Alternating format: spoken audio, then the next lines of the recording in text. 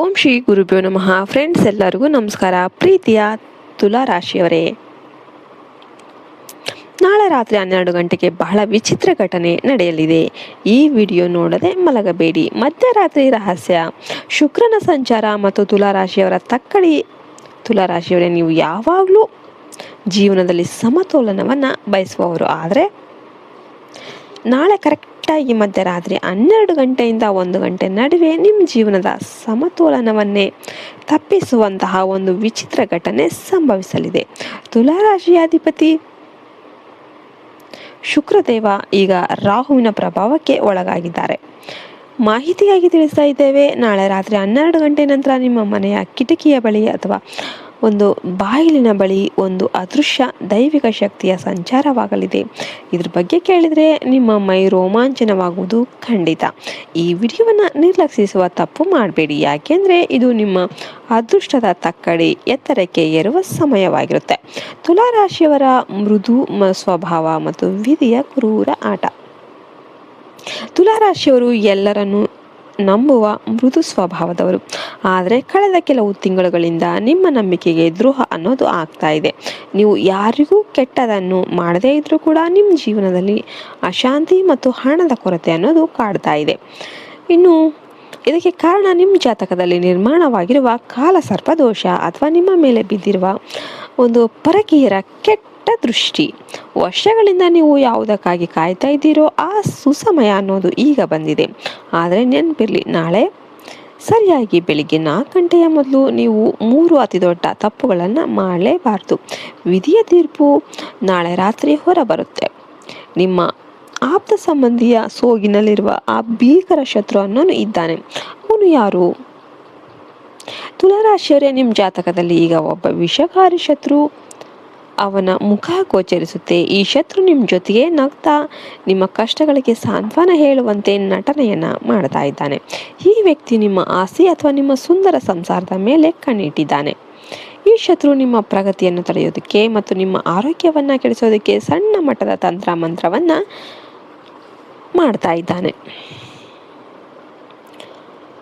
ಇಂದು ರಾತ್ರಿ ಆ ವ್ಯಕ್ತಿಯ ಅಸಲಿ ಬಣ್ಣ ಅನ್ನೋದು ನಿಮಗೆ ಅರಿವಾಗುತ್ತೆ. ಈ ಮಾಹಿತಿಯನ್ನು ನೀವು ಒಬ್ಬರೇ ನೋಡಿ ಗುಟ್ಟಾಗಿಡಿ. ನಿಮ್ಮ ಅತಿಯಾದ ಔದಾರ್ಯನೇ ಇಂದು ನಿಮಗೆ ಶತ್ರು ಆಗಬಹುದು. ಎಚ್ಚರವಾಗಿರಿ. ಮಹಾಲಕ್ಷ್ಮಿಯ ಆಗಮನ ಮತ್ತು ಮನೆಯಲ್ಲಿರುವ ವಾಸ್ತುದೋಷ. ತುಲಾರಾಶಿಯವರೇ, ಸಾಕ್ಷಾತ್ ಮಹಾಲಕ್ಷ್ಮೀ ದೇವಿ ಕಳೆದ 5 ದಿನಗಳಿಂದ ನಿಮ್ಮ ಮನೆಯನ್ನು ಪ್ರವೇಶ ಮಾಡೋದಕ್ಕೆ ಸಿದ್ಧರಾಗಿದ್ದಾರೆ. ಆದರೆ ನಿಮ್ಮ ಮನೆಯಲ್ಲಿರುವ ಕೆಲವು ಅಶುದ್ಧ ವಸ್ತುಗಳನ್ನು ನೋಡಿ ಅವರು ಹಿಂದೇಟು ಆಗ್ತಾ ಇದ್ದಾರೆ. ಆ 2 ವಸ್ತುಗಳು ಯಾವ್ಯಾವು? ನಿಮ್ಮ ಮನೆಯ ಪಶ್ಚಿಮ ದಿಕ್ಕಿನಲ್ಲಿರುವ ಮುರಿದ ಪೀಠೋಪಕರಣಗಳು ಅಥವಾ ಚಲಿಸದ ಹಳೆಯ ಗಡಿಯಾರಗಳು.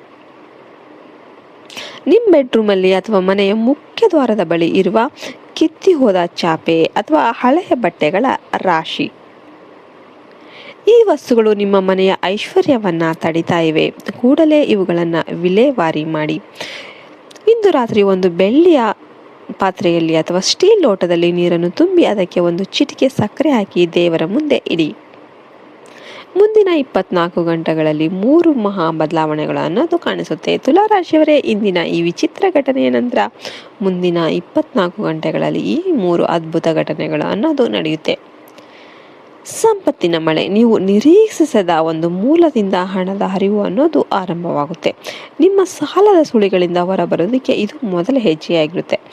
ಕಳೆದು ಹೋದ ಪ್ರೀತಿ, ನಿಮ್ಮಲ್ಲಿರುವ ದೂರವಾಗಿದ್ವ ಆ ಒಂದು ಆಪ್ತರು ಏನಿದ್ದಾರೆ ಅವರು ಅಥವಾ ಪ್ರೇಮಿಗಳು ತಾವಾಗಿಯೇ ನಿಮ್ಮ ಬಳಿ ಕ್ಷಮೆ ಕೇಳ್ತಾ ಬರ್ತಾರೆ.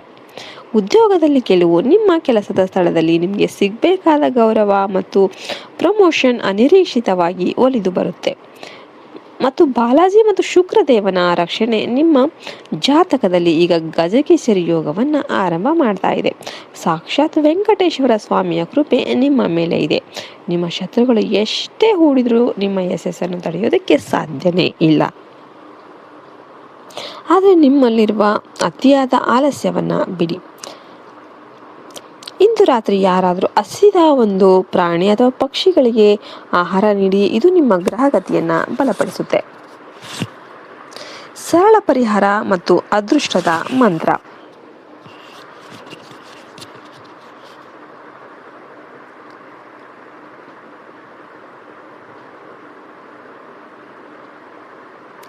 ಇಂದು ರಾತ್ರಿಯ ವಿಶೇಷ ಘಟನೆಯಿಂದ ಪೂರ್ಣ ಲಾಭ ಪಡೆಯೋದಕ್ಕೆ ಈ ಕೆಲಸ ಮಾಡಿ.